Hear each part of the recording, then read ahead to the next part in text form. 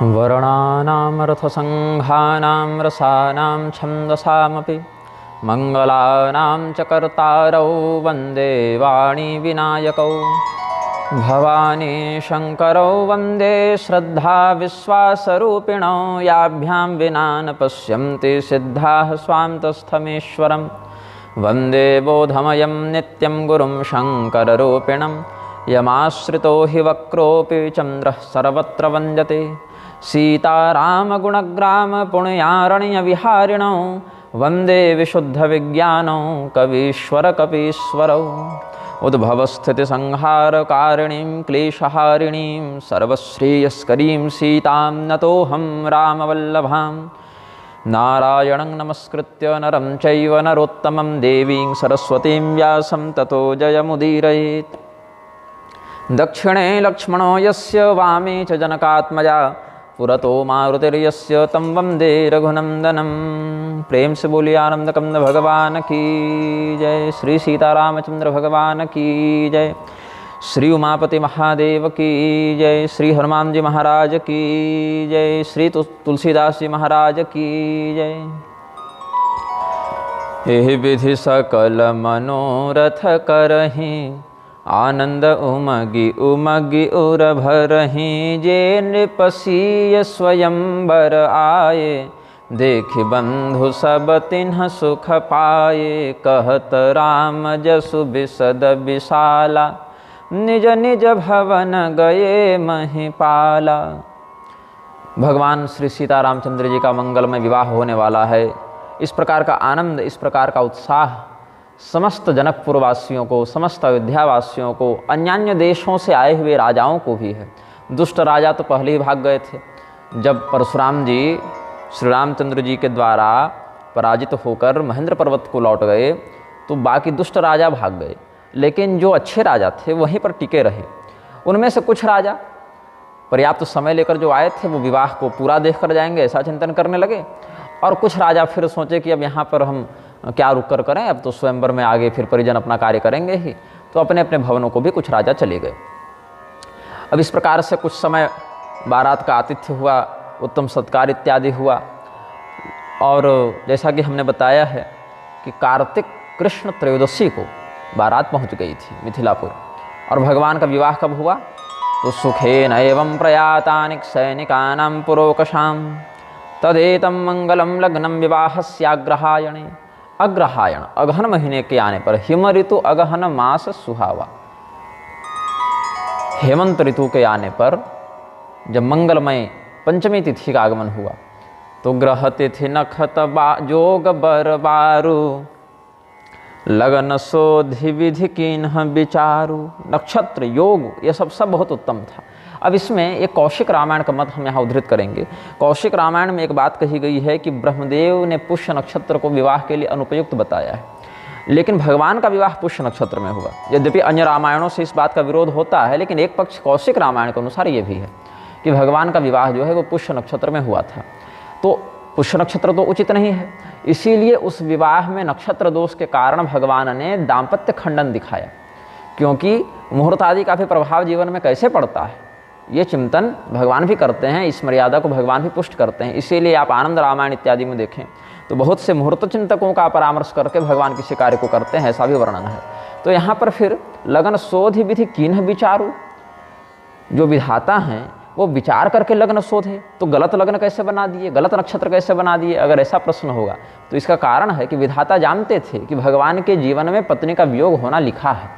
भृगु मुनि का शाप है, नारद मुनि का शाप है, सीता हरण के बहाने ही रावण का वध भगवान करेंगे, ये सब बातें पूर्व निश्चित हैं। तो इसीलिए यहाँ पर दाम्पत्य खंडक अगर हम योग नहीं प्रदर्शित करेंगे तो ज्योतिष शास्त्र की सार्थकता भी नहीं हो पाएगी।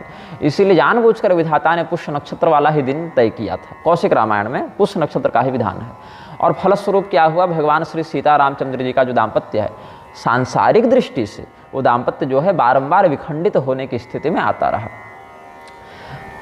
तो इस प्रकार से सब कुछ निर्धारित किया गया है। धेनु धूलि बेला विमल सकल सुमंगल मूल। विप्रन कहे विदेह सन जानि सगुन अनुकूल।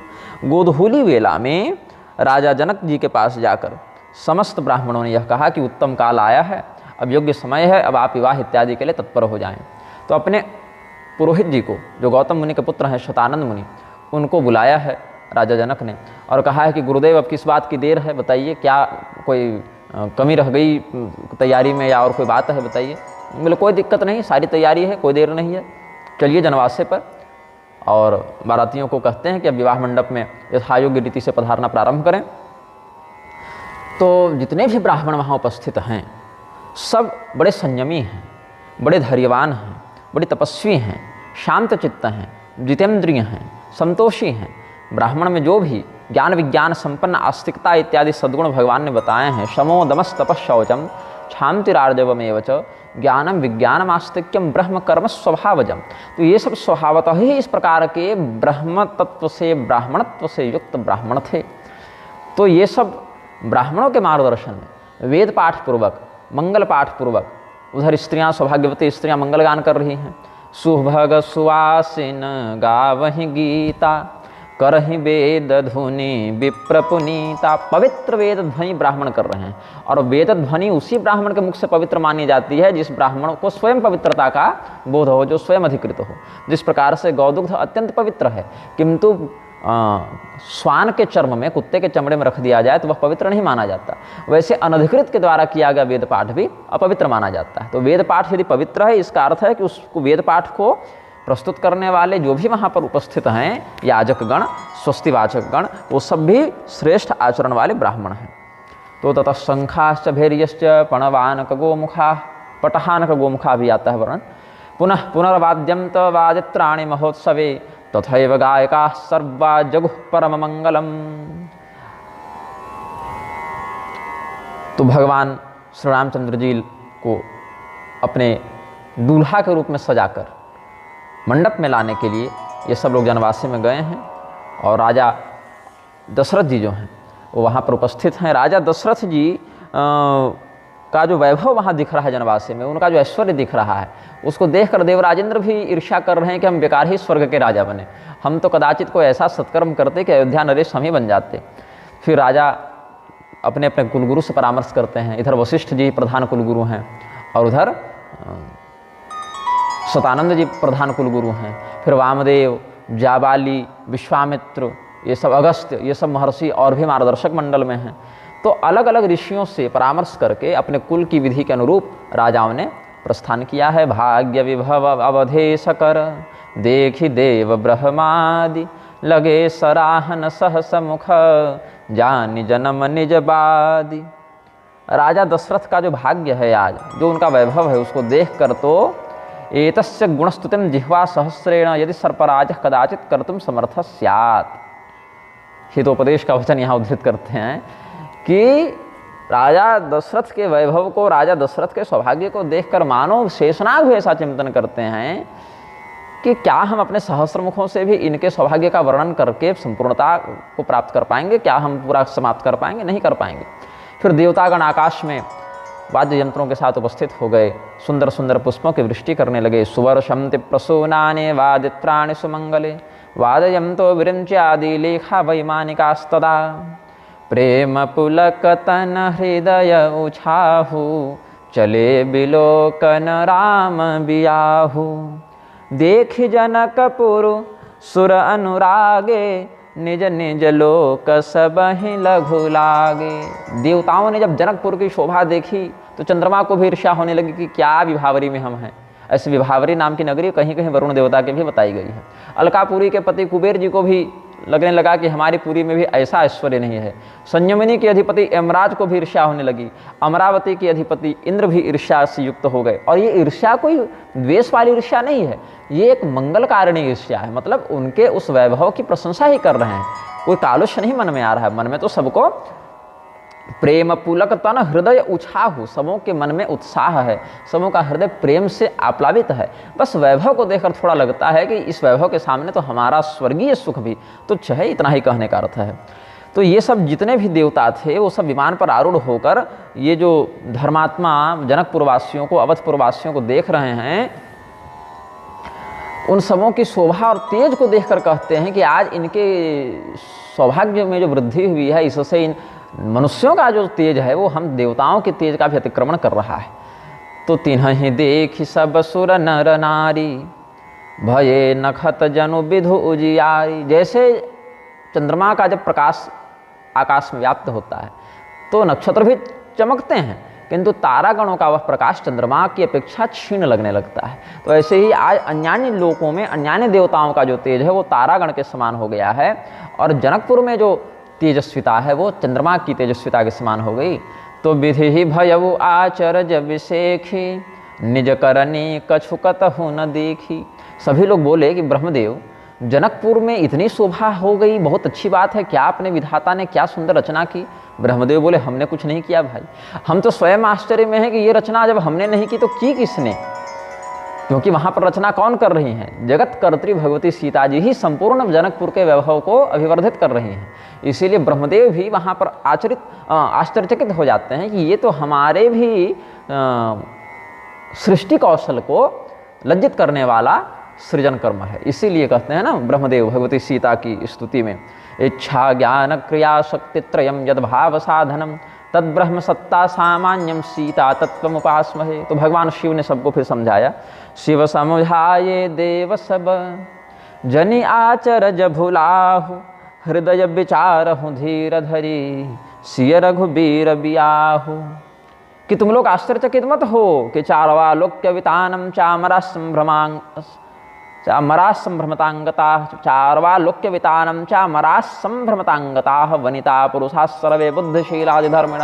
ये सब बातों से तुम आश्चर्यचकित मत हो, क्योंकि जिनके नाम चारण मात्र से, जिन्ह कर नाम लेत जग माही, सकल अमंगल मूल न साही, करतल हो ही पदार्थ चारे, तेसिय राम कहे वो कामारी। कामदेव को भस्म करने वाले भगवान महादेव ने ये रहस्य बताया कि जिनका नाम स्मरण करने से समस्त अमंगलों का नाश होता है, चतुर्विध पुरुषार्थ की संसिद्धि होती है, वही श्री सीता रामचंद्र जी का जो मंगलमय विवाह है, वहाँ पर अगर ऐसा आश्चर्य हो तो आश्चर्य नहीं करना चाहिए कि कैसे हो गया, क्योंकि परमात्मा सर्वसमर्थ हैं।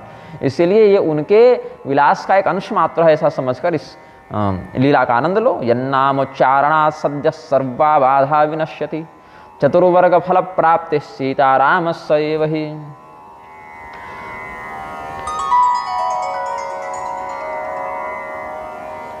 खे खे लगामी तमुवाह वाह सशब्द चामी कर किंकिणी कह। भगवान शिव जी के नंदी की शोभा वर्णन करते हैं कुमार संभवादि के आश्रय से। शिव जी का बैल जब आकाश मार्ग से शिव जी को लेकर चला है तो उनके गले की जो घंटी बंधी थी ना नंदीश्वर के गले में, सोने की घंटी झिलमिला रही थी आकाश में, तो उसकी शोभा हो गई। तो ये तो विवाहादि के प्रसंग में ये सब उचित है, लेकिन आज तो श्री सीता रामचंद्र जी का विवाह है तो नंदीश्वर आज भी बाराती ही बनकर आए हैं यहाँ पर। चाहे शिव जी का विवाह हो तब भी नंदीश्वर बाराती ही रहेंगे, राम जी का विवाह हो तब शिव जी के साथ बाराती रहेंगे, लेकिन शोभा तो रहती ही है, श्रृंगार तो रहता ही है। तो भगवान महादेव ने जब सब देवताओं को ये रहस्य समझाया तो पुण्य आगे बर बसह चलावा। सब लोग बोले कि तब ऐसा कीजिए, आपके विवाह में विष्णु भगवान आगे आगे चले थे, बाद में फिर बीच में हो गए थे जब सभी लोगों ने अपना अपना समाज बना लिया, लेकिन सबसे पहले भगवान विष्णु ही अगुवाई किए। तो उस प्रकार आज इस बारात में आप अगुवाई कीजिए। तो जब देवताओं ने दशरथ जी को नीचे देखा तो दशरथ जी और देवताओं का प्रत्यक्ष ही संबंध था, क्योंकि दशरथ जी स्वर्ग आते जाते रहते थे, देवताओं की सहायता करते रहते थे, तो इसीलिए इनका संबंध पूर्व स्थापित संबंध था। तो इसीलिए देवताओं को दशरथ जी भी देख रहे हैं, देवता लोग दशरथ जी को भी देख रहे हैं, एक दूसरे के प्रति दोनों का शुभ चिंतन है, हितैषी हैं दोनों एक दूसरे के। तो सुहृद गणों को इस प्रकार से प्रसन्न देखकर दोनों एक दूसरे की प्रसन्नता में आनंदित हो रहे हैं। विप्राग्रह साध्वी राजा अपवर्गोपमः सुतैः सुशुभे सेव्यमानो हि निर्जरैर्निर्जरोपमः। कैसा लगा? सोहत साथ सुभग सुतचारी, जनु अपवर्ग सकल तनुधारी। राजा दशरथ के चारों ओर ब्राह्मणों की मंडली है, साधुओं की मंडली है, अपने गुरु पुरोहित ऋषि महर्षि से राजा दशरथ घिरे हुए हैं। तो ऐसा देखकर लग रहा है मानो राजा दशरथ की सेवा करने के लिए समस्त सुख उपलब्ध हो गए हों। ऐसा लग रहा है जैसे 4 प्रकार की मुक्ति राजा दशरथ के चारों ओर घूम रही हो। 4 पुत्र हैं ना दशरथ जी के, तो 4 पुत्र में राम लक्ष्मण भरत शत्रुघ्न हो गए। और 4 प्रकार की मुक्ति क्या है? सालोक्य, सामीप्य, सारूप्य और सायुज्य। तो भगवान के लोक को, इष्ट के लोक को जब भक्त प्राप्त कर लेता है, उसी लोक में रहने लगता है जहाँ उनके इष्ट वास करते हैं, तो सालोक्य मुक्ति हो जाती है। फिर भगवान के निकट और हो जाता है, मतलब लोक नहीं अपितु भगवान के निजी निवास के भी क्षेत्र में, विशिष्ट क्षेत्र में, मतलब राजधानी में रहने लगा, तो सामीप्य हो गया। और उसमें फिर भगवान के ही समान उसका पार्षदत्व अधिग्रहित हो गया, वो भगवान के ही रूप में रंग गया, भगवान ने अपने समान उसको श्री विग्रह दे दिया, तो सारूप्य मुक्ति हो गई। और भगवान में ही वह जाकर एकाकार हो गया, तो सायुज्य हो गई मुक्ति, सायुज्यता को प्राप्त कर गया। लेकिन इस योग के भी ऊपर एक कैवल्य मोक्ष है, जहाँ पर साकार का भी विलोप हो जाता है, सगुण साकार का विलोप निर्गुण निराकार में हो जाता है। लेकिन यहाँ पर भी साकारत्व का ही भाव करते हैं, इसीलिए कहे जनु अपबरग सकल तनुधारी। अपनी कलाओं से युक्त ये चारों सालोक्य, सामीप्य, सारूप्य, साष्टी, सायुज्य मुक्ति जो हैं वो राजा दशरथ के चारों पुत्रों के रूप में यहाँ प्रकट हो गए हैं, ऐसा सोचना चाहिए। मरकत कनक बरन बर जोरी, देखि सुरन भय प्रीति न थोरी। और भगवान के श्री विग्रह में अलौकिकता क्या होती है कि चमकते हैं, तेजस्विता होती है भगवान के शरीर में। सामान्य भी देवता हों, बहुत विशिष्ट न भी हों, किंतु फिर भी शरीर में तेजस्विता होना देवत्व का लक्षण होता है। और भगवान तो परम तेजस्वी हैं, भगवान तो ऐसे तेजस्वी हैं जिनके तेज से बाकी लोगों को तेज प्राप्त होता है, तो उनके शरीर से नित्य दिव्य प्रकाश का निस्सरण होता रहता है। तो भगवान श्री रामचंद्र जी सांवले हैं और लखन लाल जी गोरे हैं, भरत जी सांवले हैं, शत्रुघ्न जी गोरे हैं। तो सांवले वाले भगवान जो हैं भरत जी और राम जी, ये नीलमणि के समान, मरकतमणि के समान लगते हैं। और ये दोनों स्वर्ण गौरव प्रभा हैं, लक्ष्मण जी और शत्रुघ्न जी। तो ये सुंदर मणिवत जोड़ी को देखकर देवताओं को बड़ा आनंद हुआ। सब लोग भगवान का दर्शन करके नेत्रों में जल भरकर, प्रेमाश्रु को भरकर आनंदित होकर बार बार दर्शन करते हैं, स्तुति करते हैं। उभौ हिरण्याकारो तु महामारकत प्रभौ, शायद सत्योपाख्यान का ही है ये भी। तथा रूपांश्च तां दृष्ट्वा देवा हरसमुपागता, रामं सर्वांग संपन्नं शिवः शक्तियुतो मुहुः, दर्शं दर्शं कृतात्मा सुप्रेमाद्वाश्रुविलोचनः, केकिकण्ठदुति श्यामल अंगा, तड़ित विनिंदक बसन सुरंगा, ब्याह विभूषण विविध बनाए, मंगल सब सब भांति सुहाए। भगवान श्री रामचंद्र जी का जो रंग है सांवला, वो कैसा है? तो मयूर के पंख की आभाग में जो नीलिमा होती है, वैसे भगवान के शरीर में श्यामलता है।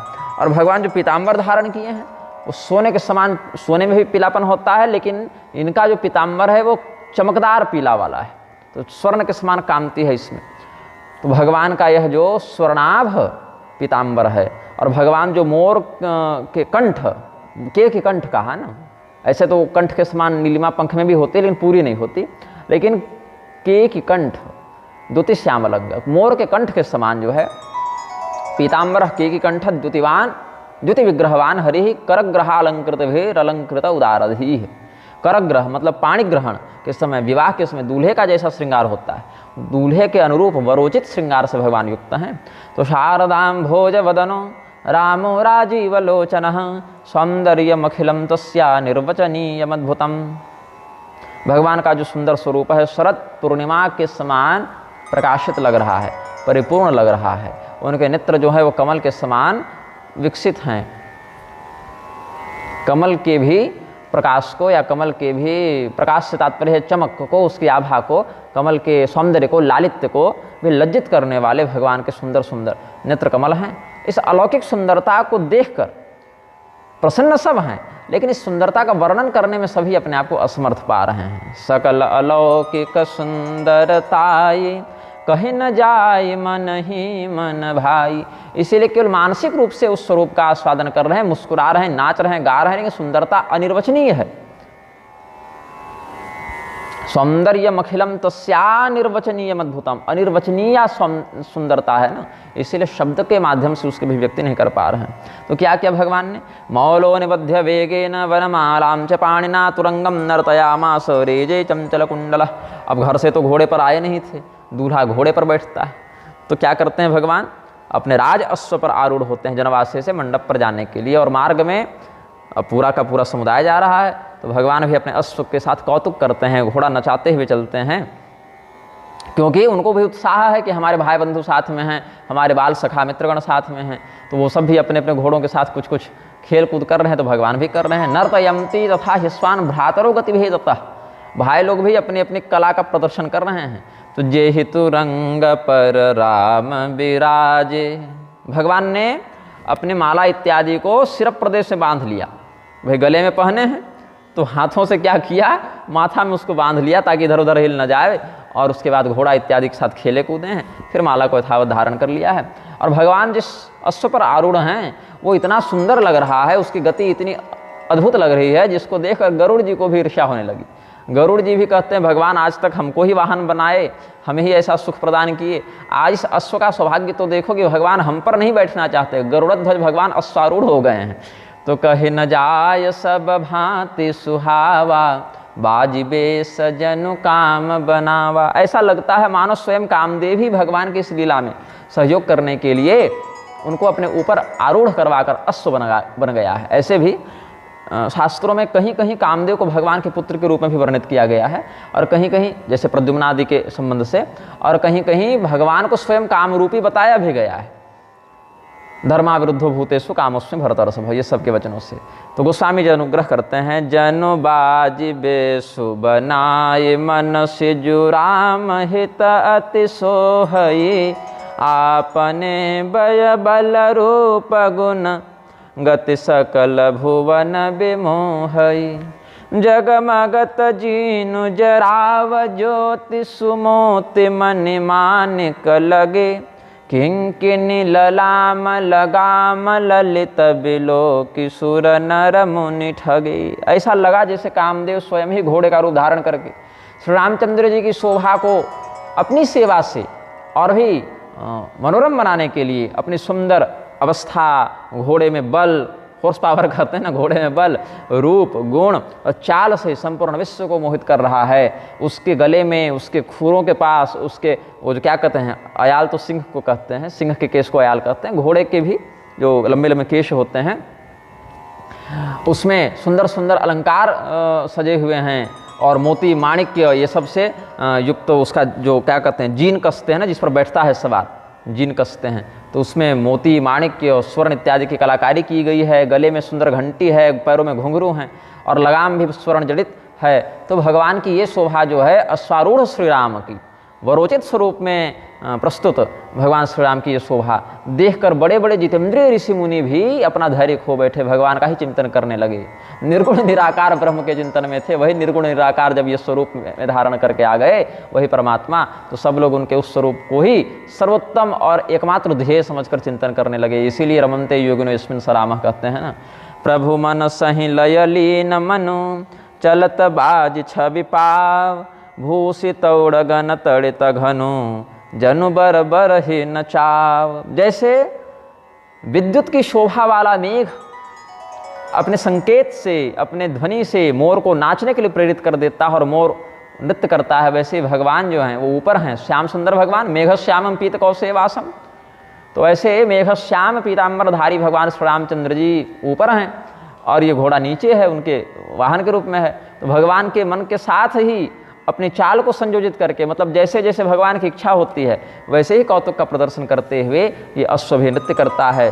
तो शंकर रूप राम रूप अनुरागे, नयन पंचदश अति प्रिय लागे, हरिहित सहित राम जब जो है, रमा समेत रमापति मोहे, निरख राम छबे विधि हरसाने, आठ नयन जाने पछताने।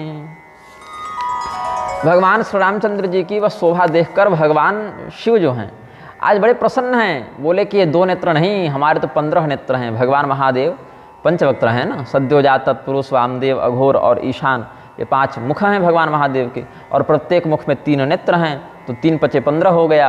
तो नयन पंचदश अति प्रिय लागे, हमारे 15 नेत्र हैं, ये नेत्र भगवान को अत्यंत प्रिय लगे। तो यद्यपि भगवान शिव तीसरा नेत्र खोलते नहीं हैं, वो तो संहारक नेत्र हो गया ना, तो चंद्र, सूर्य और अग्नि इनको धारण करते हैं भगवान महादेव। दाहिने नेत्र में सूर्य को, बाएं में चंद्रमा को और ऊपर में अग्नि को धारण करते हैं।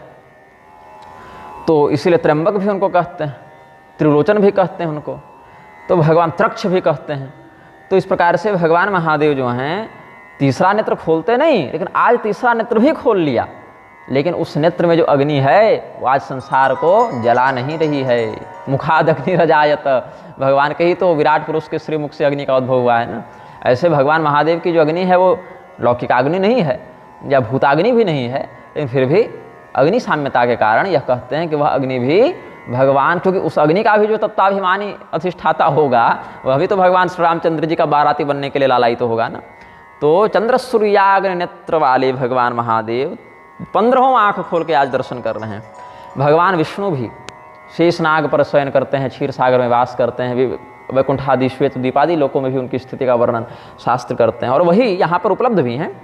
क्षीर सिंधु गवने मुनिनाथा जहाँ बस श्रीनिवास श्रुति माथा, तो वही तो फिर विश्व मोहिनी प्रकरण में नारद मुनि को शिक्षा देते हैं और वहाँ से साप को ग्रहण करके श्री राम रूप में आते हैं। लेकिन वो रूप ऐसा थोड़ी है कि भगवान यहाँ श्री राम रूप में आ गए तो वैकुंठ खाली हो गया, ऐसा नहीं है। अलग अलग रूपों में अभिव्यक्त उस परमात्मा के साकार भक्तों के लिए अलग अलग साकेत गोलोक वैकुंठादि की भी रचना भगवान किए हैं, उसका भी भगवान वैभिन्य दिखाते हैं, वैशिष्ट दिखाते हैं। तो वैकुंठनाथ के रूप में जो स्वरूप परमात्मा का है वो अपने श्री राम स्वरूप को जब देखे, लक्ष्मी जी भी देखती हैं, तो दोनों देखते ही रह गए, दोनों थकित हो गए, दोनों कहे कि भाई ये रमणीयता तो इस रूप में नहीं, ये तो राम रूप में ही रमणीयता हो सकती है। तो ब्रह्मदेव भी बड़े प्रसन्न हुए।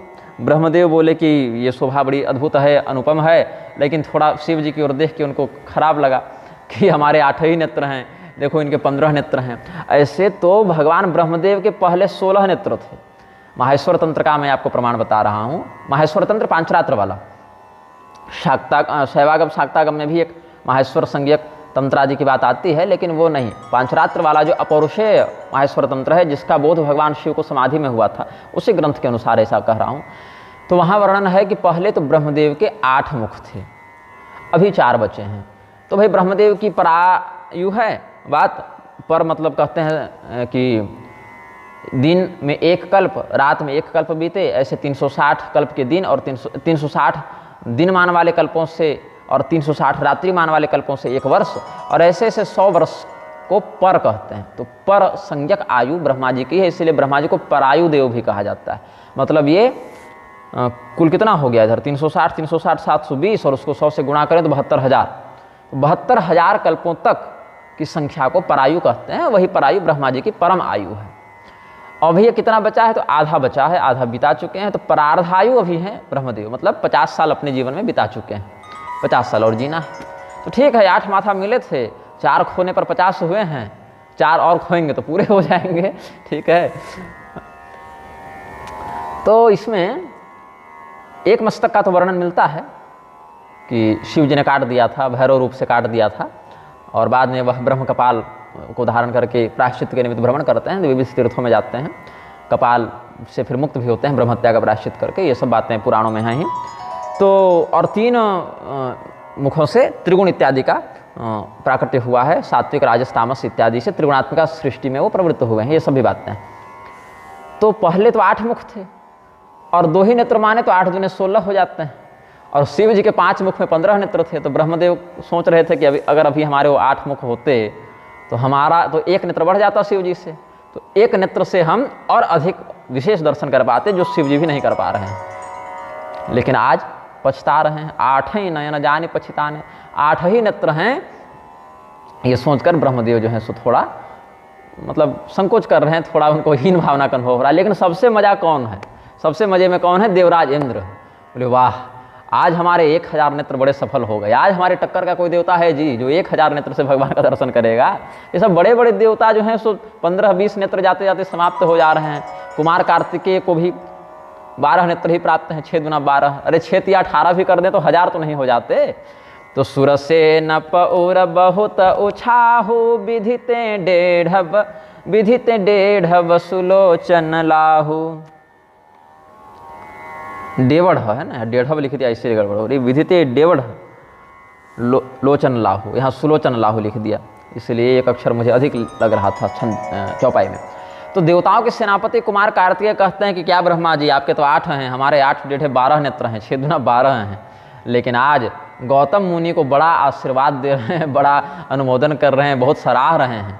कौन? देवराजेंद्र की, हे गौतम मुनि, बड़ा अनुग्रह किया आपने जो हमें 1000 नेत्रों का शाप दे दिया, क्योंकि आज हमारे समान सौभाग्यशाली कोई नहीं, हम सहस्त्र नेत्रों से भगवान का दर्शन कर रहे हैं। राम ही चितव सुरेश सुजाना, गौतम शाप परम हित माना, देव सकल सुरपति सिहाही, आज पुरंदर सम को नाही। मुदित देवगण राम ही देखी, नृप समाज दुहु हर्षु बिसेखी। दोनों राजाओं के समाज में बहुत हर्ष है, उमंग है। फिर क्या हुआ? भगवान की आरती करने के लिए जब द्वार पूजन होता है तो दूल्हे का स्वागत किया जाता है। अब मैं तो विवाह इत्यादि में सम्मिलित नहीं हुआ हूँ, लेकिन सुना हूँ कि ऐसा ही होता है। तो उस समय दूल्हे की आरती उतारी जाती है, कहीं कहीं पान पत्ते से उसको सेंका जाता है, दूल्हे को परिछा जाता है, नज़र उतारी जाती है, कुछ नेग इत्यादि भी दिया जाता है, पता नहीं क्या क्या होता है। तो अति हरस राम समाज दुहु दिसि, दुंदुभि बाजहि घनी, बरसहि सुमन सुर हरसि, कहि जयति जय रघुकुल मणि। यहाँ एक जय का अभाव कर दिया छापखाने ने, लेकिन गीता प्रेस ने पूरी बात लिखी है कि अति हरस राज समाज दुहु दिसि, दुंदुभि बाजहि घनी, बरसहि सुमन सुर हरसि, कहि जय जयति जय रघुकुल मणि। एहि भांति जानि बरात आवत, बाजने बहु बाजहि, राइनी सुवासिनी बोली परिछन, हेतु मंगल साजहि। नीराजनार्थं रामस्य दीपपात्रकरा सती, राज्ञीतास्समवेताश्च प्रहृष्टाद्वारमाजयुः, सजी आरती अनेक विधि, मंगल सकल समारि, चली मुदित परछन करन, गजगामिनी बर नारी। वो समस्त स्त्रियां जो भगवान का स्वागत करने के लिए आई हैं, उनका मुख चंद्रमा के समान परिपूर्ण है, आह्लादित है। हिरण के समान चंचल और विकसित नेत्रों वाली वो स्त्रियां अपनी सुंदरता और सौभाग्य से रति के भी मान को मर्दित करने वाली हैं। विविध प्रकार के सौभाग्य सूचक मंगल वस्त्रों को धारण की हुई हैं, आभूषण अलंकार से युक्त हैं, और मंगल द्रव्य अपने शरीर में जो भी हल्दी, चंदन, केसर, मेहंदी, कुमकुम इत्यादि होते हैं वो सब अलंकृत किए हुए हैं। चित्र विचित्र प्रकार के शास्त्रोक्त आभूषण धारण किए हुए हैं, और इस प्रकार के मधुर कंठ से वो सब गान करती हैं कि सकल सुमंगल अंग बनाए, करहि गान कलकंठी लजाए। कोयल भी उनके गान को सुनकर लज्जित हो जावे। हाथ के आभूषण, कमर के आभूषण, और जो पैर में नूपुर इत्यादि का आभूषण हैं, तो हाथ में कंगन खनक रहे हैं, कमर में करधनी खनक रही है, पैरों में पायल घुंघरू खनक रहे हैं। तो इस प्रकार के ध्वनियों को सुनकर देवताओं की भी स्त्रियां लज्जित होती हैं। कामदेव हाथी में जो मद होता है, काम मद इत्यादि भी हाथी में विशेष होता है, तो हाथी भी उनकी चाल को देखकर लज्जित होते हैं। दुंदुभ्यादि प्रणादाश्च श्रूयन्ते तत्र भूरिशः, बाजहि बाजन विविध प्रकारा, नभ अरु नगर सुमंगलचारा। सुमंगल आचार जो हैं, मंगलाचार जो हैं, विविध प्रकार के वाद्य यंत्रों के मध्य ही होने लगे। तो देवी सची जो इंद्रदेव की पत्नी हैं, देवी शारदा जो ब्रह्मदेव की पत्नी हैं, देवी रमा जो विष्णु भगवान की पत्नी हैं, देवी भवानी जो शिवजी की पत्नी हैं, और भी अलग अलग देवताओं की जो पत्नियां हैं, जैसे स्वस्ति देवी, मनोजवा देवी, ये सब वायु देवता की पत्नी हैं, और चंद्रमा की पत्नी है रोहिणी, सूर्य देव की छाया संज्ञा, ये सब पत्नियां हैं। तो ये समस्त देवताओं की पत्नियां जो हैं वो आकाश में आ गईं और भगवान का दर्शन करने लगी, लेकिन मन नहीं माना।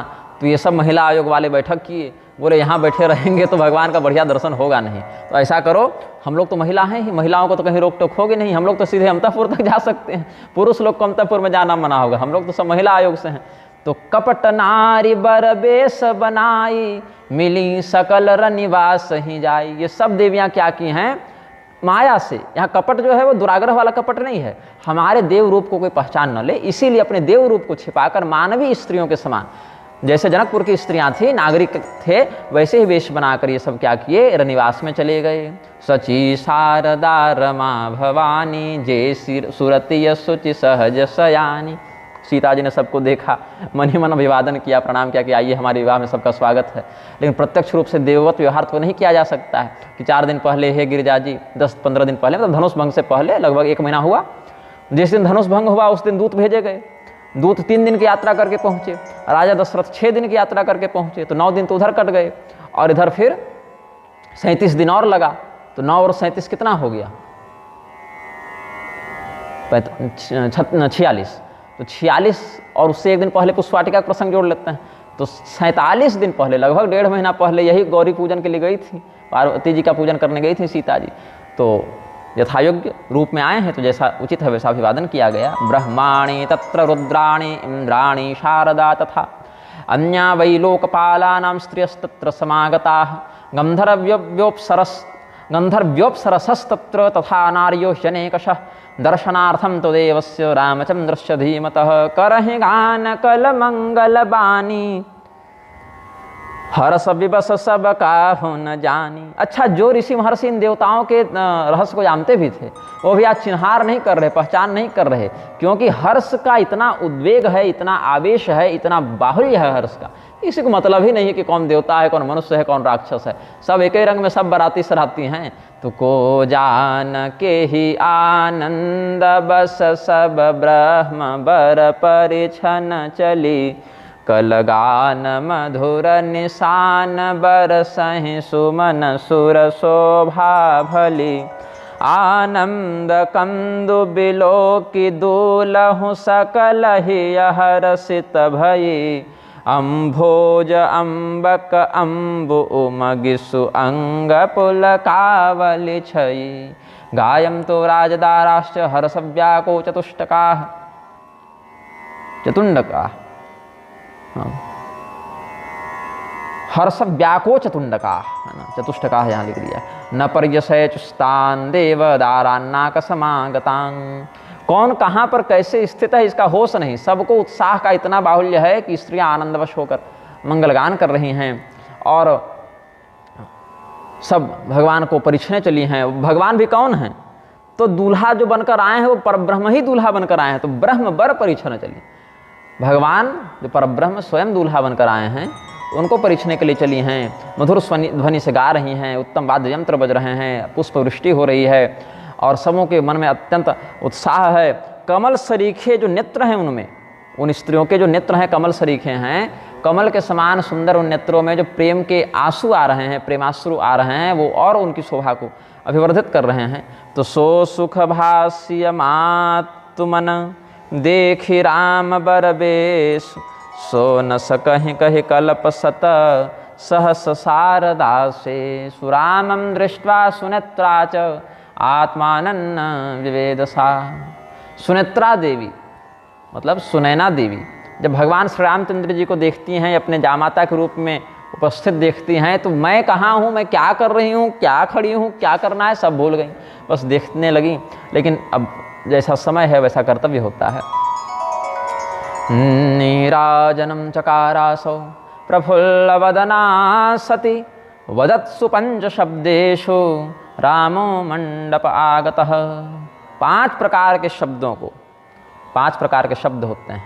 स्वागत है ये एक शब्द होता है, नमस्कार है ये दूसरा शब्द होता है, जय हो ये तीसरा शब्द है, मंगल हो आशीर्वाद देते हैं ना, स्वस्तिरस्तु ये सब कहते हैं ना, ये सब, और सर्वविध मंगल हो। विद्याभास्कर स्वामी जी का स्मरण हो गया हमको यहाँ, वो आशीर्वाद देते हैं परिपूर्ण मंगल हो, परिपूर्णानि मंगलानि आश्वास्यन्ते, इस प्रकार से वो कहते हैं।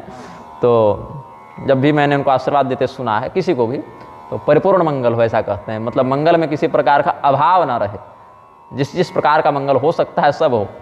तो यच्छ्रेयस्तदस्तु ये सब भी आशीर्वाद दिया जाता है, यच्छ्रेयस्तदस्तु। तो ये सब विविध प्रकार के मंगल सूचक शब्द हैं। जय हो, नमस्कार है, स्वागत है, मंगल हो, ये सब शब्द होते हैं। तो अलग अलग प्रकार के मंगल सूचक शब्द हो गए। फिर 5 प्रकार की ध्वनियाँ होती हैं यहाँ पर। क्या क्या है? जय ध्वनि, जय घोष हो गया। फिर समाज तो जय जयकार कर रहा है, एक प्रकार की ध्वनि हो गई। फिर दूसरी ध्वनि क्या है? बंदित ध्वनि। दूसरी ध्वनि क्या है? बंदित ध्वनि मतलब कि जो वहाँ पर राज कवि इत्यादि उपस्थित हैं वो सब जिस प्रकार से स्तुति पाठ कर रहे हैं। एक तो सामान्य जयकारा लग रहा है, श्री रामचंद्र जी की जय हो, श्री सीता जी की जय हो, महाराज दशरथ की जय हो, जनक जी महाराज की जय हो, गुरु वशिष्ठ की जय हो, गुरु सतानंद की जय हो, विश्वामित्र जी महाराज की जय हो। तो सब अलग अलग प्रकार से दूल्हे का, दुल्हन का, दूल्हे के माता पिता का, दूल्हे के गुरु परिवार का, सबका जय घोष कर रहे हैं। तो एक ध्वनि वो हो गई। फिर राजा के राजकवि भी मंगल अवसर जानकर स्तुति कर रहे हैं। राजोचित जो एक जिसको क्या कहें, हाँ रॉयल प्रोटोकॉल आजकल कह देते हैं, जो राजोचित एक वैभव होता है, जो मर्यादा होती है, उसमें बंदी जन पाठ करते हैं, विरुदावली गान करते हैं, वो है। फिर क्या होता है, ये 2 प्रकार की ध्वनि हो गई। तीसरे प्रकार की ध्वनि में ब्राह्मण सब वेद पाठ करते हैं, जो वेद ध्वनि होती है। तो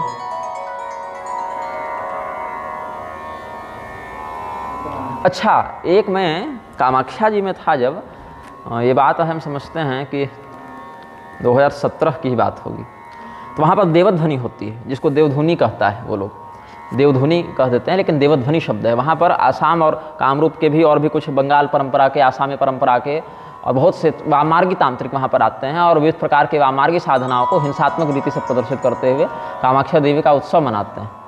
तो ये पारंपरिक वहाँ एक देवध्वनि नृत्य होता है और हम तो खैर सामने से देखे हैं, ये सब बहुत आनंद आता है, एकदम रोमा खड़ा हो जाता है। हालांकि मारकाट इत्यादि मचती है तो हम वहाँ नहीं रहते उस समय, वो तो जो वामार्गी साधक हैं वही रहते हैं, मैं तो उस समय हट जाता हूँ। लेकिन जब स्तुति होती है, पाठ होता है, वाद्य बजते हैं, लोकगीत गाए जाते हैं, तब मैं वहाँ था, तब मैं वहाँ रहता हूँ। तो जब भी अवसर मिलता है तो वहाँ पर देवध्वनि भी होती है। तो जो वेद पाठ में अधिकृत हैं वो वैदिक मंत्रों से देवध्वनि करते हैं, ये भी शब्द ब्रह्म है ना, और बाकी लोग लोकगीत और सावर मंत्रों के माध्यम से देवध्वनि करते हैं। तो ये सब हो गया। फिर वाद्य ध्वनि, अलग अलग वाद्य यंत्रों की ध्वनि होती है। और निशानत ध्वनि, निशानत ध्वनि क्या है कि आगे लक्ष्य को स्पष्ट करने के लिए कुछ घोषणा की जाती है। जैसे अब कौन सा रीति रिवाज होने वाला है, कौन सा रस्म होने वाला है, कौन सी रस्म निभाई जाएगी, कौन सा यहाँ पर नियम लागू होगा, निर्देश देने के लिए ना, तो बहुत बड़ा आयोजन है। तो ये सब भी ध्वनियाँ होती हैं। तो अलग अलग प्रकार के मंगल गान और ध्वनि का नाद सुनते हुए भगवान प्रवेश करते हैं। करी आरती अर्घ तिन्ह दीन्हा, राम गवन मंडप तब कीन्हा, स्वकैः पंक्ति रथो राजा मंडलैः परिशोभितः, विपुलं वैभवं वीक्ष यदीयं विस्मिताः सुराः, पुष्पवृष्टिं यथा कालं महतीं चक्रुरादरात्। ब्राह्मण शांति पाठ कर रहे हैं, शांति पढ़हि महि सुर अनुकूला, देवता फूल बरसा रहे हैं, समय समय सुर बरसहि फूला। और जितने भी लोकपाल हैं जब आकाश से इस घटना को देख रहे हैं तो उस वैभव को देखकर लज्जित होते हैं। विभव विलोक लोकपति लाज, क्यों? क्योंकि दशरथ सहित समाज विराजे। राजा दशरथ जो हैं वो अपने समाज के साथ उस मंडप में ही यथायोग्य स्थान में सब विराजमान हैं। तो शोभितम मंगल सर्वैर वेद पाठ तथापुरम, पीठे निवेशितो रामो नाना रत्न विभूषिते, जग्राह मधुपर्कम च राज्ञा दत्तम च राघवः। श्री रामचंद्र जी जब मंडप पे पधारे हैं तब नाना प्रकार के रत्नाभूषणों से युक्त आसन पर उनको बैठाया गया। राजा जनक जी के द्वारा दिए गए अर्घ्य, पाद्य और मधुपर्क को भगवान ने ग्रहण किया। अर्घ्य क्या होता है? हाथ को धोने के लिए जल दिया जाता है। पाद्य क्या है? पैर धोने के लिए जल दिया जाता है। और आचमन करा के फिर मधुपर्क दिया जाता है। अब तो दूल्हा दारू पी के लौट रहा है, लेकिन कल्पना क्या करते हैं, वेद मंत्रों से क्या भावना की जाती है कि दूल्हा विष्णु रूप हैं और हमारी पुत्री लक्ष्मी रूप हैं, और ये पत्नी जो होने वाली है वो लक्ष्मी रूप का जो वरेण्य भाव है उसको ग्रहण करने के स्थान पर ताड़का बनी घूम रही है, सूर्पणखा बनी घूम रही है, और दूल्हा जो है वो अलग ही त्रिपुरासुर बना घूम रहा है। तो ऐसे में विवाह थोड़े होता है, ऐसे में तो मजाक हो जाता है संस्कार का ना, तिरस्कार हो जाता है। लेकिन यहाँ पर ऐसा नहीं है, यहाँ चाय कॉफ़ी नहीं बांटी जा रही है, मधुपर्क दिया जाता है। मधुपर्क बनाने की विधि जो है अलग अलग प्रकार से है। उसमें तो कुछ मतों में तो मांस इत्यादि से भी मधुपर्क का निर्माण किया जाता है, जो कि बहुत ही विवाद का विषय हो गया है बहुत लोगों के लिए। आश्वलायन इत्यादि का वचनों को देखकर, या नारायण स्मृति में भी आतिथ्य करणार्थम च मधुपर्के पशोर्वध, ऐसा कह के कलिवर्ज में इसको गिना है कि कलयुग में इस प्रकार का मधुपर्क न दे जिसमें पशु का वध होता हो। लेकिन यहाँ पर कलयुग तो है नहीं, और श्री रामचंद्र जी को श्रोत स्मार्त धर्मनिष्ठ बताने के लिए मधुपर्क में पशुर्वध, इसका समर्थन करने वाला भी पक्ष संसार में विद्यमान है, किंवा उसका निषेध करने वाला पक्ष भी विद्यमान है कि आलभन न करे, उस प्रकार से स्पर्श करके गौदान कर दे, वो भी आलभन के अंतर्गत आ जाता है। तो विविध प्रकार के पक्ष वाले लोग अलग अलग बातें कहते हैं। लेकिन मधुपर्क निर्माण की बहुत ही सामान्य विधि यह है कि दही का आधा घी और घी का आधा मधु, इनको मिला दिया जाए तो मधुपर्क का एक सामान्य लक्षण हो जाता है। उसको पीने से बल, वीर्य, तेज इत्यादि अतिशीघ्र मतलब शरीर में व्याप्त हो जाते हैं, पुष्टि हो जाती है, क्लांति दूर हो जाती है। तो बैठारी आसन आरती करने रखी बरु सुख पावही, मन बसन भूषण भूरि बारहि, नारी मंगल गावही। ब्रह्मादि सुर बर प्रवेश बनाई कौतुक देखहि, अवलोकि रघुकुल कमल रवि छवि सुफल जीवन लेखहि। नाव बारी भाट भट राम निछावरि पाई, मुदित असीस नाई सिर हर सुन हृदय समाई। बिना अनुवाक ब्याह थोड़े होगा, नाई तो लगेगा। नाई भी आया है ना, माली भी आया, और जिसका जिसका जो जो नेक बनता है, बांस वाला टोकरी वाले आए, कुम्हार आए, अलग अलग स्तुति पाठक आए, नट इत्यादि सब आए। सबका जहाँ जहाँ जो कर्तव्य है उसको पूर्ण किया, जो जो नेक है उसको प्राप्त किया, और बहुत आशीर्वाद देते हुए सब अपने अपने स्थान को प्राप्त हुए। भगवान का मंगल, मतलब भगवान को सब आशीर्वाद दे रहे हैं, क्योंकि भगवान क्या हैं, यहाँ तो दूल्हा बनकर आए हैं। ये सब नाई माली सब बड़े बुजुर्ग थे, तो पुत्र भाव से ही भगवान को आशीर्वाद दे रहे हैं कि चलो दूल्हा दुल्हन की जोड़ी सदैव सुहागन रहे, अमर रहे, बने रहे, सब कोई आपत्ति न हो, कोई विघ्न न आए, इस प्रकार से सब मना रहे हैं। तो प्रणम्य विधिवत भक्त्या नीराजन मथा करोत्, प्रहृष्ट नर नारीकम राज्ञश्चान्तः पुरं बभौ। काश्चिद गायन्ति सुभगा वादयन्त्यस्तथा पराः, नित्यं तः सुष्ठुललना सुष्ठुल्लपनाश्चक्र कर्माण्यनेकशः। ददुर्दानं द्विजातीनां दीनां कृपणेषु च। कोई दीन है, कोई अंधा है, कोई गरीब है, सबको दान दिया गया, याचकों को और ब्राह्मणों को तो विधिवत संकल्प पूर्वक दान दिया गया। तो ब्रह्मा इत्यादि बड़े बड़े देवता भी और लक्ष्मी इत्यादि बड़ी बड़ी देवियाँ भी वहाँ पर मंगल सूचक शब्दों का गान और वेद पाठ इत्यादि करते हैं। ब्राह्मण ब्राह्मण इत्यादि के रूप में भी उपस्थित थे। द्वारे तस्मिन विराजमते मंगलैर हस्तपूरितैः। तो इस प्रकार से गोस्वामी जी वर्णन करते हैं शोभा का। युञ्जन्ति स्वासि संप्राप्य याचकाः परितोषिकम्, स्वया पत्न्या चिरंजीव वर्धयस्व निजान जनान। क्या आशीर्वाद दिया है याचकों ने? स्वया पत्न्या चिरंजीव वर्धयस्व निजान जनान। हे दूल्हा, हे वर महोदय, आप अपनी पत्नी के साथ दीर्घायु हों और आपके हित ऐसी आपके कुल कुटुंब वाले भी प्रसन्न रहें, आनंदित रहें, ऐसा कहते हैं। फिर राजा दशरथ और जनक जी समझौरा किए, एक दूसरे से मिले और करी वैदिक लौकिक सब रीति, जो वेदाचार बताया गया और जो लोकाचार बताया गया उसके अनुरूप अपने अपने गुरुओं के मार्गदर्शन में सब काम किया दोनों राजाओं ने। तो जब दोनों महाराज मिले हैं, जनकस्तु महाबुद्धिर नृपस्य चरणांतिके प्रेमणा ननाम वै राजा कृत्वांजलिं तुमस्तके, तदा दशरथो राजा दुर्भ्याम तम परिशस्वजे।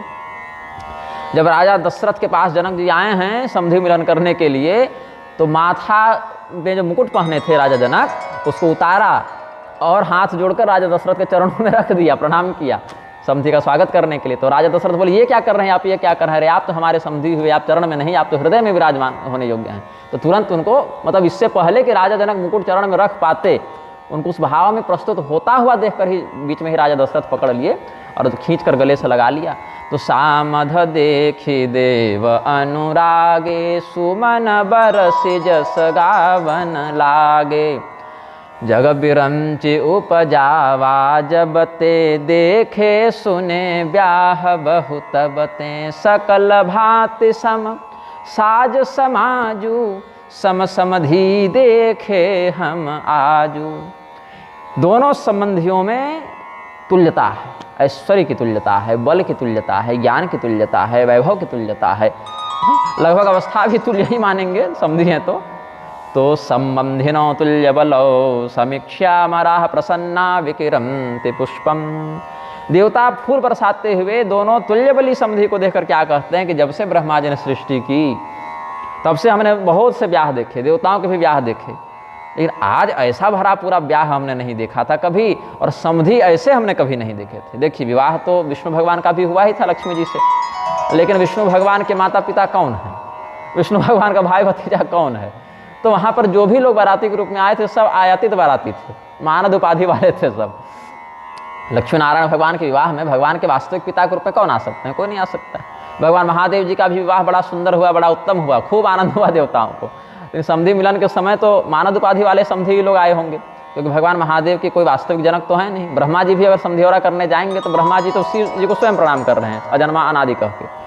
तो अगर सृष्टि प्रक्रिया की दृष्टि में अगर तमोगुण के अधिष्ठाता के रूप में भगवान शिव ब्रह्म क्रोधाग्नि का आश्रय लेकर अभिव्यक्त हो भी गए, तो इसका अर्थ यह नहीं कि शिव जी को ब्रह्मा जी ने उत्पन्न किया तब वो उत्पन्न हुए, ऐसा नहीं है। भगवान महादेव तो अजन्मा ही परमेश्वर हैं। लेकिन यहाँ पर जब श्री रामचंद्र जी लीलावतार को प्रदर्शित कर रहे हैं तो यहाँ पर दशरथ जी वास्तविक पिता के ही रूप में प्रस्तुत हैं, जनक जी वास्तविक ससुर के रूप में उपस्थित हैं श्री राम जी के लिए। इसलिए ये समधि का मिलन जो है वो अद्भुत है, अभूतपूर्व है, ऐसा देवताओं ने कहा। तो देवता सब जब ऐसी बात ऊपर से कह रहे थे तो जोर जोर से कह रहे थे, नीचे वाले सब सुन रहे थे, तो और भी अपूर्व प्रेम की वृद्धि हुई। तो देत पावड़े अर्घ सुहाये, सादर जनक मंडप निजाये, मंडप बिलो की विचित्र रचना, रुचिरता मुनि मन हरे, निज पान जनक सुजान, सब कहूँ आन सिंहासन धरे, कुल इष्ट सर सब श्रेष्ठ पूजे, विनय करियाशिष लही, कौशिक कहीं पूजत परम प्रीति, कीर्ति तौन पर कही। राजा दशरथ के चरण पखरा गए हैं, उनके समधी जी का चरण धोया गया, फिर उनको अर्घ इत्यादि प्रदान करके विधिवत भेंट इत्यादि देकर फिर राजा जनक कहे कि महाराज अब मंडप की ओर आप आगे बढ़ें। तो मंडप की ओर जब आगे बढ़े हैं तो स्वयं अपने हाथों से राजा जनक ने लाकर सबों के लिए सिंहासन रखना प्रारंभ किया। दशरथ जी के लिए सिंहासन रखा, गुरु वशिष्ठ के लिए सिंहासन रखा, विश्वामित्र जी के लिए सिंहासन रखा। नौकर चाकर कह रहे हैं कि महाराज हम लोग हैं ना, सारा काम हम लोग कर रहे हैं, आप स्वयं से क्यों सिंहासन उठाने का श्रम कर रहे हैं। बोले अभी कोई कुछ मत टोको जी, जो हमको करना है करने दो, बड़ा प्रेम है अभी कोई कुछ मत बोलो, मुंह कम चलाओ हाथ ज़्यादा चलाओ। अभी नौकर चाकर के भरोसे समधी स्वागत किया जाता है, अरे हमारे समधी हम नौकर को क्यों लगने दें, सेवकों को क्यों लगने दें, और कोई काम है तो वो देखो तुम जाकर। अपने हाथों से सिंहासन को ला कर रखा है और वहाँ पर दशरथ जी बैठे। फिर गुरु वशिष्ठ जी को भी बैठाया और जिस प्रकार से अपने कुल देवता का पूजन करते थे जनक जी, उसी प्रकार से उसी सम्मान से वशिष्ठ जी का पूजन किया। फिर विश्वामित्र जी का भी पूजन किया, समस्त पुरोहितों का पूजन किया, शतानंद इत्यादि का पूजन किया। तो रत्न स्तंभ सुविस्तारे, सुविताने सुतोरणे, मंडपे सर्वशोभाढ्ये, मुक्ता पुष्प फलान्विते। वाल्मीकि जी अनुग्रह करते हैं। दिव्य रत्नाचिते स्वर्णपीठे रामं अवेशयत्, वसिष्ठं कौशिकं चैव सतानंद पुरोहितः। सतानंद पुरोहितम ऐसे होना चाहिए, सतानंदम पुरोहितम, लेकिन सतानंद पुरोहित लिख दिया है क्योंकि द्वितीय प्रथम एक वचन द्वितीय लगा है तो यहाँ पर भी वही लगना था। यथाक्रमं पूजयित्वा रामस्योभय पार्श्वयो, वामदेव आदिक ऋषय, पूजे मुदित महीश, दिए दिव्य आसन सबहि, सब सन लही असीस। वामदेव इत्यादि समस्त और भी ऋषि महर्षियों का पीठानि मुनि मुख्यभ्यो दत्वा भुवि स्वयं स्थितः, पाद्यमर्घ्यम स्वयं चक्रे नीराजन विधिम तथा। सबका पैर स्वयं धोए, सबकी आरती स्वयं उतारे राजा जनक। फिर विविध प्रकार के राजोचित सत्कार से अयोध्या नरेश का सत्कार किया और जान ईश समभावन दूजा। कैसा स्वागत किया। राजा जनक भगवान महादेव का नित्य अर्चन करते थे, तो आज भगवान महादेव ही यहाँ उपस्थित हैं ऐसा मानकर दशरथ जी को भी शिव स्वरूप जानते हुए उन्होंने पूजन किया है। ततो राजानमासाद्य वृद्धम दशरथम नृपम, प्रेम्णा नाम वैराजांजलिं कृत्वा तुमस्तके, उवाच वचनम श्रेष्ठो नरश्रेष्ठम मुदान्वितम, स्वागतम ते नरश्रेष्ठ दृष्टया प्राप्तोसि राघव। क्या कहते हैं, हे महाराज दशरथ, कितना बड़ा सौभाग्य है आपको कि आपको श्री राम जैसे पुत्र मिले, आपको श्री राम के ही चरित्र का अनुसरण करने वाले अन्य आज्ञाकारी पुत्र मिले। हमारा कितना बड़ा सौभाग्य है कि उन्हीं श्री रामचंद्र जी के माध्यम से आज हम दोनों कुलों का संबंध जुड़ रहा है।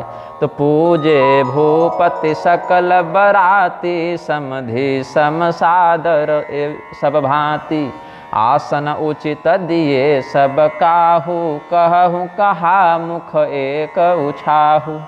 सकल बरात जनक सन्मानी, दान मान बिनती बरबानी। सेनां निवेशयामास पुरस्य निकटे नृपः, पटवेश्मानि शोभन्ते सहस्राणि ध्वजैः सह। जैसा कि बता चुके हैं कि सेना इत्यादि को नगर के बाहर ही शिविरों में ठहराया गया था, क्योंकि शहर में अधिक स्थान नहीं होता ना, तो नगर के ही बाहर यथायोग्य बगीचों में सबका पंडाल लगा दिया गया था, जहाँ सारे बाराती ठहरे थे। 60,000 रथ में तो बाराती आए थे, तो सबों को ठहराया गया था।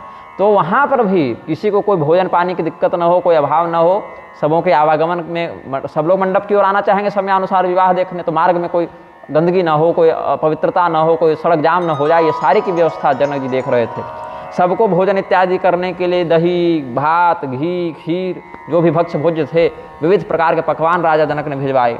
जिस प्रकार का पकवान राजा दशरथ के लिए बना है वही पकवान हर बाराती को दिया जाएगा। ऐसा नहीं कि राजा को विशेष हो रहा और बाकी को ऐसे ही खिचड़ी पर उसमें निपटा दिए।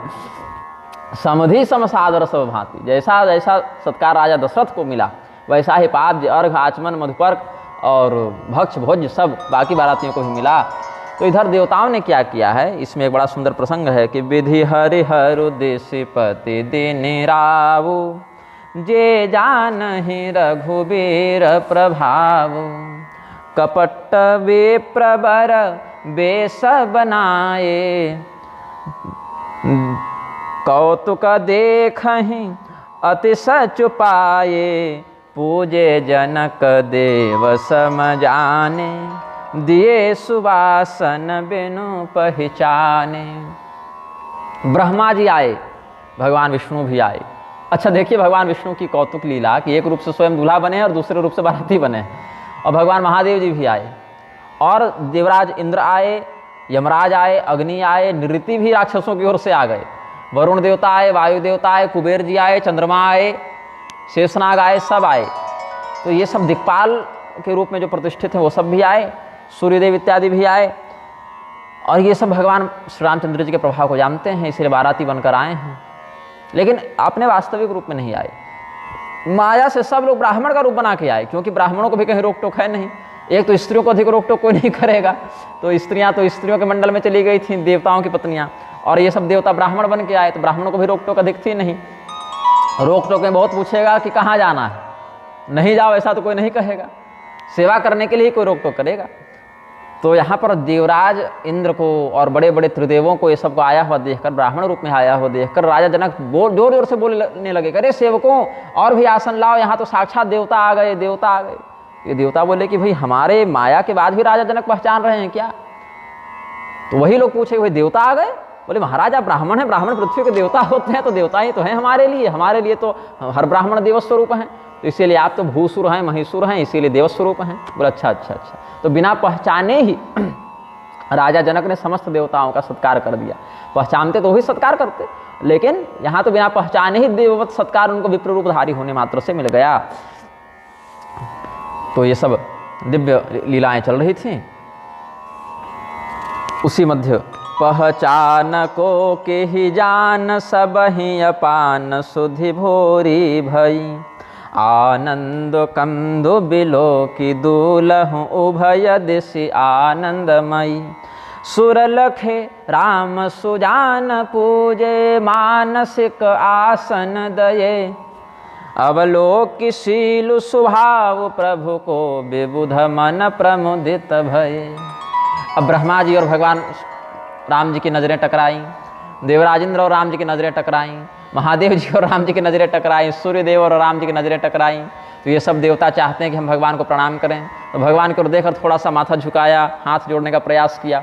भगवान तो अंदर से जान ही रहे हैं देवता हैं, लेकिन पूरा प्रणाम भी नहीं कर रहे हैं, क्योंकि लोग कहेंगे कि ये लोग दूल्हा को प्रणाम क्यों कर रहे हैं भाई, ये तो आशीर्वाद दें, स्वस्ति वाचन करें, मंगल हो ऐसा कहें, नमस्कार है ऐसा क्यों कह रहे हैं, तो संदेह हो सकता है। तो भगवान ने सोचा ये सब देवता हमारे बाराती बनकर आए हैं, राजा जनक ने तो अपना कर्तव्य निभाया, लेकिन हमें भी अपना कर्तव्य निभाना चाहिए। तो देवताओं को जिस प्रकार के शास्त्रोक्त विधान से आसन इत्यादि प्राप्त होना चाहिए, मानसिक पूजा के माध्यम से भगवान श्री रामचंद्र जी ने सबका सत्कार किया, क्योंकि देवता तो मानस पूजा से भी उस भाग को प्राप्त कर लेते हैं, और भगवान श्री रामचंद्र जी जैसे याजक हों तो उनकी मानसिक पूजा में तो किसी प्रकार की अपूर्णता हो ही नहीं सकती है। तो मानसिक आसन देकर मानसिक पूजा की है भगवान श्री रामचंद्र जी ने, और श्री रामचंद्र जी के इस मर्यादा को और इस शील को देखकर समस्त देवताओं को बड़ा हर्ष हुआ। फिर समय जानकर वशिष्ठ जी ने सबको बुलाया है, सतानंद जी को कहा कि ऐसा करो अब दुल्हन को बुला लाओ। तो बेग कुंवर अब आन हो आई, चले मुदित मुनि आय सुपाई। यहाँ आई लिखा है, यहाँ जाई लिखा है, बेग कुंवरी अब आन हो जाई, कि जाकर जो कुमारी हैं मतलब जो कन्या हैं, अभी तो कन्या ही हैं, तो उनको लेकर आ, विवाह के लिए अब सारा प्रबंध हो ही गया है। वशिष्ठो भगवान नित्य शतानंदमुवाच अत्र सीता मानयत्वमलंकृत्य था विधि मानय। हाँ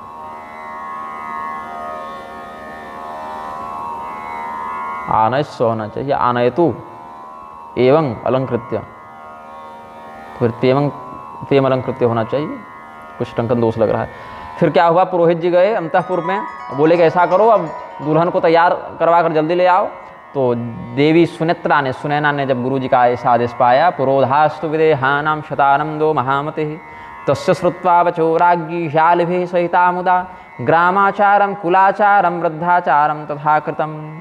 ग्रामाचार तो देशाचार, कुलाचार और वृद्धाचार, ये सब करा के जिस जिस प्रकार का आचार कुल मर्यादा और वेद मर्यादा में रहता है वो सब करके रानियों ने सुंदर सुंदर वेश में आई हुई उन देवस्त्रियों को न पहचान कर भी बिनु पहचाने प्राण ते प्यारी, बार बार उन स्त्रियों को देखकर रानी सुनैना उनको प्रणाम करती हैं, भेंट देती हैं, गले लगाती हैं, सत्कार करती हैं। तो बार बार सम्मान है रानी उमा रमा शारद समझानी, ये कहती हैं कि आप तो साक्षात लक्ष्मी जी लग रही हैं, आप तो साक्षात सरस्वती लग रही हैं, आपका सौभाग्य तो साक्षात पार्वती जी के समान है।